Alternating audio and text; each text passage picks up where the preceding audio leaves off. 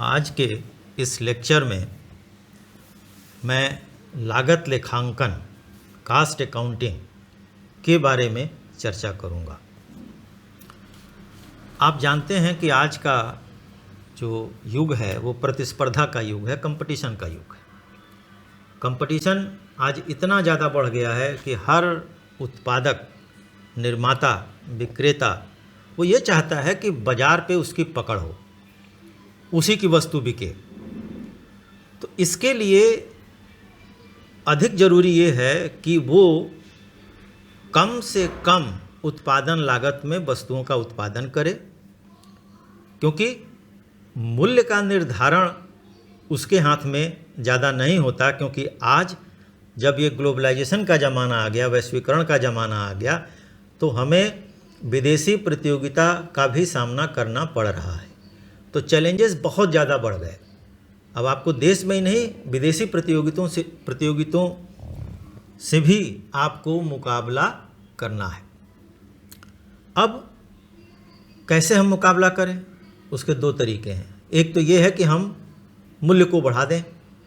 तो मूल्य जहां हम बढ़ाएंगे, अन्य जो हमारे उत्पादक हैं, इसी तरह के प्रतियोगी फर्में हैं, उनका मूल्य अगर हमारे उत्पाद के मूल्य की तुलना में कम होगा तो बाज़ार में सीधे सीधे उनके वस्तुओं की डिमांड बढ़ जाएगी, हमारे वस्तु की डिमांड गिर जाएगी। तो ये एक ऐसी चीज़ है जिसको हम बहुत ज़्यादा रेगुलेट नहीं कर सकते, उस पर हमारा बहुत ज़्यादा अधिकार नहीं है। आजकल बायर्स मार्केट है, सेलर्स मार्केट नहीं है। दूसरा जो तरीका है कि हम अपने उत्पादन की लागत को कम करें, और जितना ज़्यादा कम हम करेंगे उतना ज़्यादा हमारा जो मार्जिन ऑफ प्रॉफिट है वो बढ़ेगा।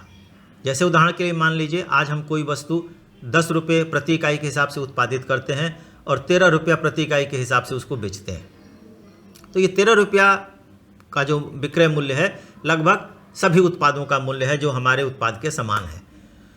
अब अगर हमको लाभ बढ़ाना है तो 13 को अगर हमने 14 किया तो हमारे वस्तु की मांग घट सकती है। तो दूसरा जो सेफ तरीका है कि जो 10 रुपये उत्पादन की लागत हमारी आ रही है, इसको हम घटा के 9 रुपया पर ले आएँ, 8 रुपये पर ले आएँ। तो इससे क्या होगा कि जो विक्रय मूल्य है वो अपरिवर्तित रहते हुए भी जो हमारी मार्जिन पहले 3 रुपये प्रति इकाई थी, अगर हमने लागत उत्पादन की अपने वस्तु की 8 रुपया कर दिया 10 की बजाय, तो ये सीधे सीधे 2 रुपया प्रति इकाई का लाभ और बढ़ जाएगा। यानी टोटल 5 रुपया प्रति इकाई का लाभ हमारा बढ़ जाएगा। अब प्रश्न ये है कि हम ये करेंगे कैसे, वस्तु का जो लागत है उसको कम कैसे करेंगे। इसी के लिए ये लागत लेखांकन विधि का प्रयोग किया जाता है।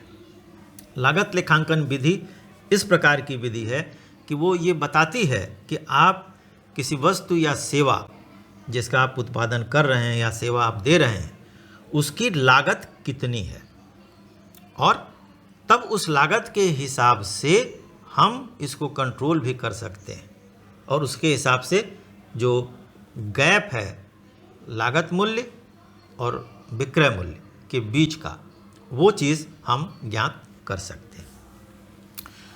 सामान्य रूप से व्यापारिक जो लेखे हैं उनको हम 2 भागों में बांट सकते हैं।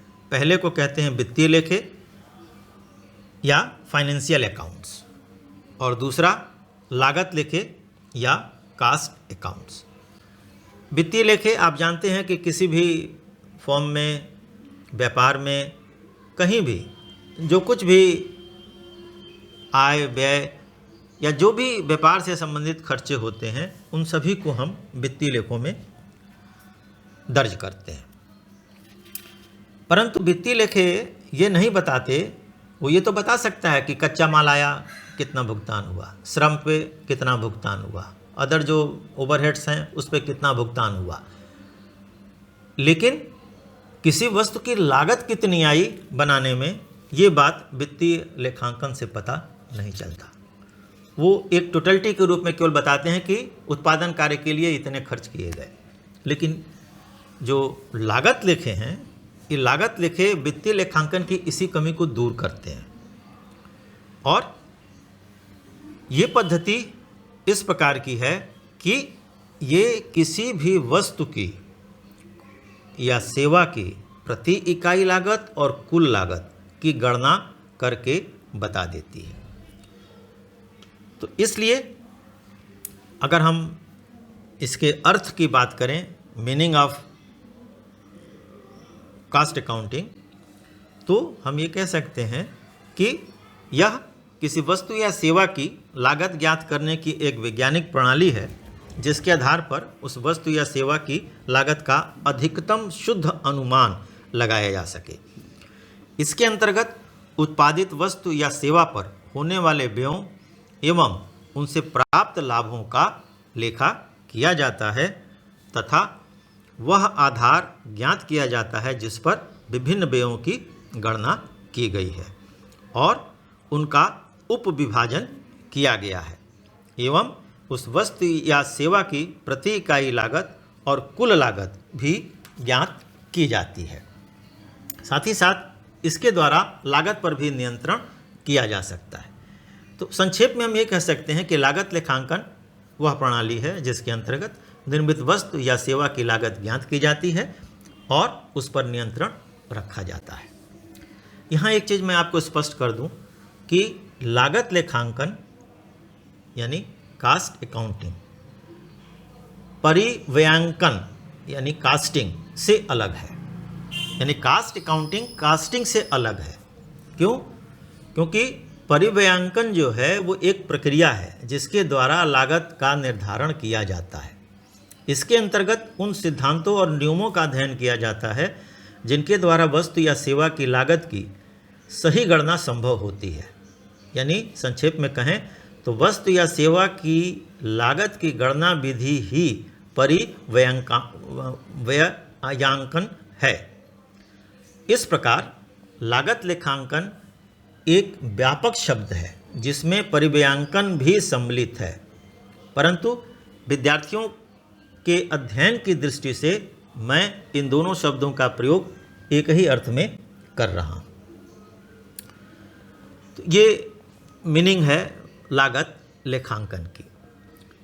अब आता है लागत लेखांकन की विशेषताएं, कैरेक्टरिस्टिक्स ऑफ कास्ट अकाउंटिंग। इसकी कुछ मुख्य विशेषताएं इस प्रकार हैं। पहला, लागत लेखांकन वित्तीय लेखांकन का ही एक महत्वपूर्ण अंग है।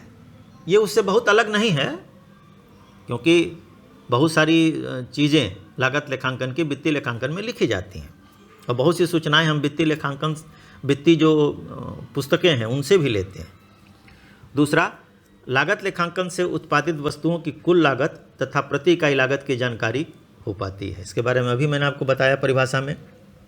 तीसरा, इसके अंतर्गत सामग्री, श्रम और व्यय का विस्तृत ब्यौरा रखा जाता है। यानी materials, labour and other expenses, इनके बारे में पूरा डिटेल विवरण लागत लेखांकन में रखा जाता है। अगला है, इसके अंतर्गत लागत के तत्व एलिमेंट ऑफ कास्ट, जो सामग्री, श्रम और व्यय हैं, इन पर पर्याप्त रूप से नियंत्रण भी रखा जा सकता है। अगला है, इसके अंतर्गत अपूर्ण कार्य की लागत भी ज्ञात की जा सकती है। अब जो इनकम्प्लीट वर्क हैं हम उनकी भी लागत इस विधि के माध्यम से ज्ञात कर सकते हैं। अगला, यह वित्तीय लेखांकन का पूरक या सहायक है। ये कम्प्लीमेंट्री है फाइनेंशियल बुक्स का, फाइनेंशियल अकाउंटिंग का, कास्ट अकाउंटिंग। नेक्स्ट, इसके अंतर्गत लागत के व्ययों का वैज्ञानिक वर्गीकरण किया जाता है। यानी जो साइंटिफिक क्लासिफिकेशन ऑफ कास्ट इसके अंतर्गत किया जाता है।